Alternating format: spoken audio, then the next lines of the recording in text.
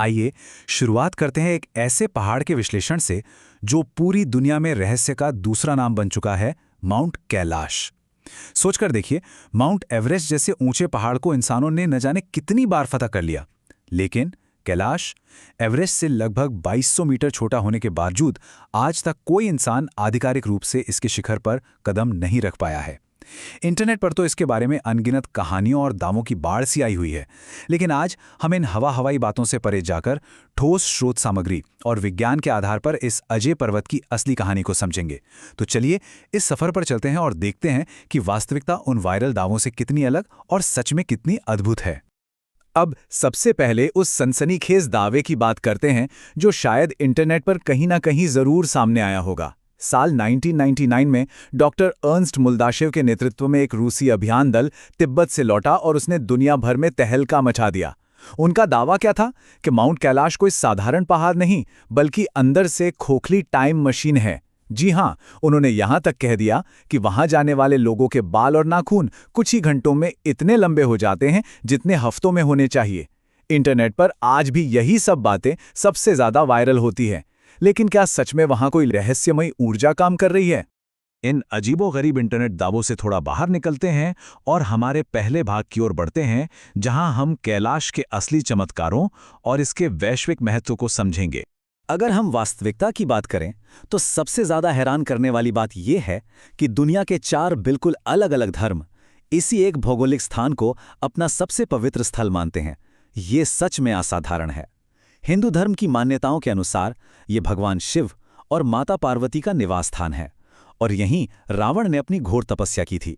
वहीं बौद्ध धर्म में इसे देवता चक्र संवर और उनकी पत्नी की ध्यानस्थली माना जाता है। जैन धर्म के अनुयायी इसे अष्टापद कहते हैं, वो पवित्र जगह जहां उनके पहले तीर्थंकर ऋषभदेव जी को मोक्ष मिला था। और अगर हम तिब्बत के प्राचीन बौद्ध धर्म की बात करें तो उनके लिए ये वो ब्रह्मांडीय धुरी है जो हमारी धरती को सीधे स्वर्ग से जोड़ती है। पूरी दुनिया में शायद ही कोई और ऐसी जगह हो जो इतनी सारी विविध आस्थाओं का इकलौता केंद्र हो। और सिर्फ धार्मिक आस्था ही नहीं, भौतिक रूप से भी ये पहाड़ एक जीवनदायिनी शक्ति है। जरा इस बात पर गौर कीजिए, एक ही पर्वत श्रृंखला के आसपास से एशिया की 4 सबसे विशाल और प्रमुख नदियां निकलती हैं, सिंधु, सतलुज, ब्रह्मपुत्र और कर्नाली, जो आगे चलकर गंगा में मिल जाती है। ये नदियां करोड़ों लोगों के जीवन, उनकी खेती और पूरी सभ्यता का आधार हैं। वैज्ञानिक नजरिए से भी ये बात अचंभित करती है कि आखिर एक ही पहाड़ के पास से इतने बड़े पैमाने पर जल स्रोत कैसे पैदा हो सकता है। ये सच में किसी प्राकृतिक चमत्कार से कम नहीं है। अब आते हैं इस विश्लेषण के दूसरे और शायद सबसे चर्चित हिस्से पर। आखिर ये पहाड़ अजेय क्यों है? इस पर आज तक कोई चढ़ क्यों नहीं सका?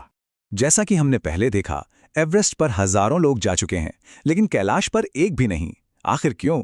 चलिए इतिहास पर नजर डालते हैं। 1926 में एक ब्रिटिश खोजकर्ता थे, ह्यूज रैटलेज।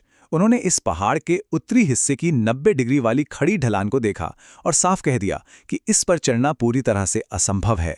इसके बाद 1985 की बात करते हैं। दुनिया के सबसे महान पर्वतारोहियों में से एक राइनहोल्ड मेसनर, वही मेसनर जिन्होंने बिना ऑक्सीजन के एवरेस्ट फतेह किया था, उन्हें जब चीन ने कैलाश पर चढ़ने का परमिट दिया तो उन्होंने साफ इनकार कर दिया। और फिर बात आई साल 2001 की, जब एक स्पेनिश पर्वतारोही को परमिट मिला तो अंतर्राष्ट्रीय स्तर पर इतना भारी विरोध हुआ कि चीन को मजबूरन इस पर्वत पर चढ़ाई करने पर हमेशा के लिए कानूनी प्रतिबंध लगाना पड़ा। अब यहाँ जो सबसे पते की बात है वो ये है कि कैलाश पर न चढ़ पाने का असली कारण कोई जादुई या अदृश्य शक्ति नहीं थी। जब राइनहोल्ड मेसनर को चढ़ने का मौका मिला था तो उनके एक साथी ने उन्हें एक बहुत ही गहरी बात कही थी। उसने कहा था, किसी को भी पत्थर बन चुके देवताओं को अपने भारी भरकम माउंटेन बूट्स के नीचे नहीं कुचलना चाहिए। इस एक छोटी सी लाइन में ही पूरा सच छिपा है। असली रुकावट पहाड़ की कोई रहस्यमयी ताकत नहीं थी, बल्कि वो गहरा इंसानी सम्मान था जो हमें किसी की पवित्र आस्था को जूतों तले रौंदने से रोकता है। तो आस्था और सम्मान की बात हो गई। अब हमारे तीसरे भाग में हम इन वायरल इंटरनेट मिथकों को विज्ञान की कसौटी पर कसेंगे और देखेंगे कि इनका सच क्या है। इंटरनेट पर तो अफवाहों का बाजार हमेशा गर्म रहता है, लेकिन असल जवाब हमारे भूविज्ञान में छिपे हैं। सबसे पहले इस पहाड़ के पिरामिड जैसे एकदम सटीक आकार की ही बात ले लीजिए। बहुत से लोग छाती ठोक कर कहते हैं कि इसे किसी प्राचीन या एलियन सभ्यता ने बनाया है। लेकिन स्रोत सामग्री हमें बताती है कि असल में करीब 2.5 लाख साल पहले शुरू हुए हिम युग के दौरान खिसकते हुए विशाल ग्लेशियरों ने इन चट्टानों को काटा और तराशा है। इसी प्राकृतिक प्रक्रिया ने इसे एक नुकीले पिरामिड जैसी चोटी में बदल दिया। मतलब ये कोई इंसान या एलियन की बनाई इमारत नहीं है, बल्कि पूरी तरह से कुदरत का काम है, बिल्कुल वैसे ही जैसे यूरोप में मौजूद मशहूर मैटरहॉर्न पर्वत। इसके बाद आइए कैलाश के ठीक पास मौजूद उन 2 झीलों की बात करते हैं जो अपने आप में एक बड़ा रहस्य लगती हैं। ये दोनों एक दूसरे से बस कुछ ही किलोमीटर दूर हैं, लेकिन इनमें ज़मीन आसमान का फ़र्क है। एक तरफ है मानस सरोवर झील, जिसका पानी एकदम मीठा है, जहां मछलियां और पौधे खूब पनपते हैं और जिसे पुराणों में देवताओं का स्नान स्थल कहा गया है। वहीं दूसरी तरफ है राक्षस ताल झील। इसका पानी अत्यधिक खारा है, इसमें कोई जीवन नहीं है और इसे राक्षसों का क्षेत्र माना जाता है। सुनने में ये किसी जादुई कहानी जैसा लगता है ना? लेकिन इसके पीछे का भौगोलिक कारण बहुत ही दिलचस्प है। इस पूरे रहस्य का एक बहुत ही सीधा सा वैज्ञानिक जवाब है, जिसे एंडोरेहिक झील कहते हैं। होता क्या है कि मानसरोवर का मीठा पानी बहकर राक्षस ताल में तो पहुंच जाता है, लेकिन राक्षस ताल चारों तरफ से जमीन से घिरी है। वहां से पानी के बाहर निकलने का कोई रास्ता ही नहीं है।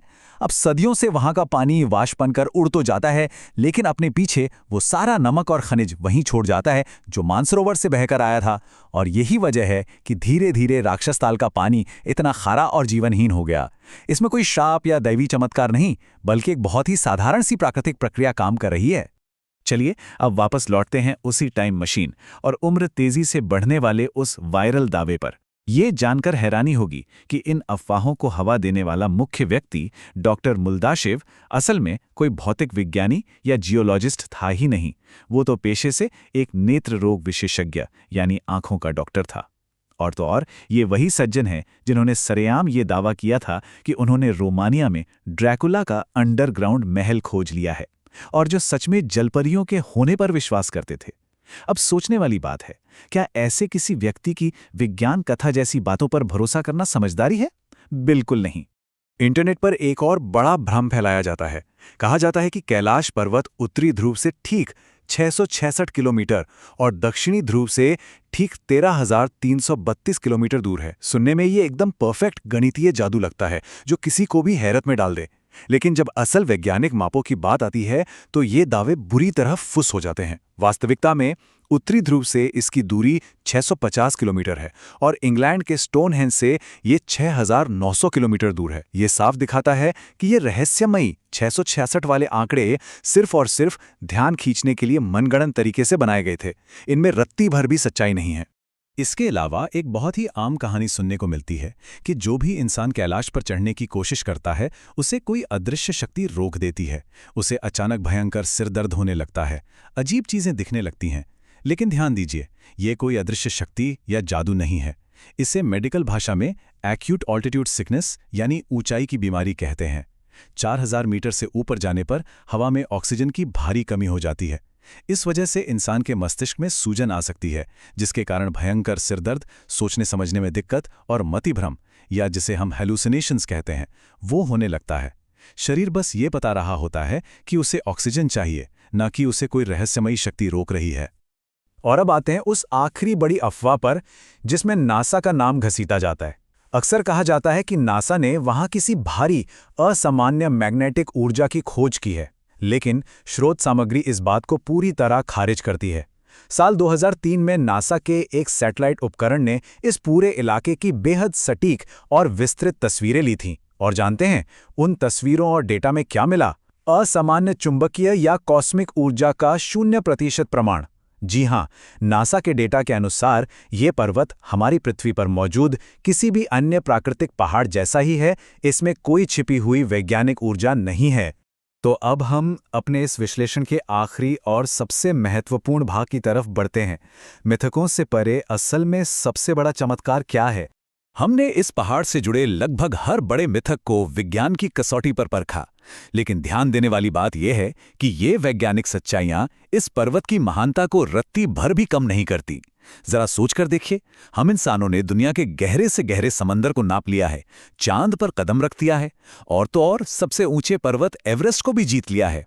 लेकिन कैलाश को देखकर, जो शायद चढ़ाई के मामले में एवरेस्ट से आसान भी हो सकता था, पूरी मानवता ने एक स्वर में कहा कि नहीं, हम इस पर नहीं चढ़ेंगे। हमने एक स्वर में इसकी पवित्रता का सम्मान किया। क्या आज की इस तेज तर्रार दुनिया में, जहां हर चीज पर कब्जा करने की होड़ मची है, इंसान के भीतर बचे इस गहरे सम्मान से बड़ा कोई चमत्कार हो सकता है? ये अजेय पर्वत हमें एक बहुत बड़ी सीख देता है कि दुनिया में कुछ चीजें जीतने या फतेह करने के लिए नहीं